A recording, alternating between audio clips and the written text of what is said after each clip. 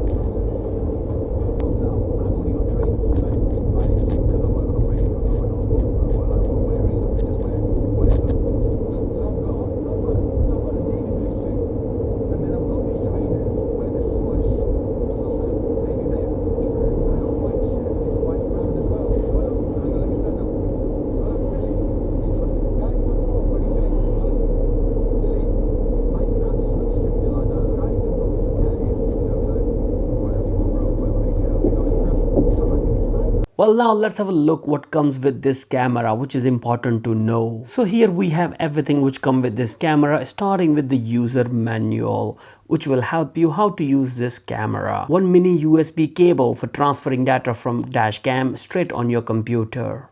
Couple of fixing to tidy up the wiring in your car.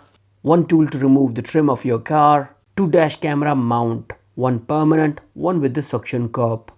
One 5-meter long power cable for your dash cam. And now in last but not least, Campark DC01 dash camera, which is capable to record full HD 1080p at 30 frames per second with a wide angle of 170 degree, and I'm sure it's going to cover the whole screen as well. And on the back of camera we have a 3-inch LCD screen, which totally looks great, where on the top of camera we have a one mini USB port for power as well as for the data transfer, and a latch to install your camera mount, which is very easy to do. So simply slide in. Where on the right hand side of the camera we have a couple of buttons, starting with the OK, menu, lock the footage, as well as power on and off button. Then on the right hand side we have a button to navigate within your menu, and a micro SD card slot which supports up to 128 gigabytes. Where in the base of camera we have a status indicator light as well as the microphone in the front. Now let's have a very quick look within the menu itself.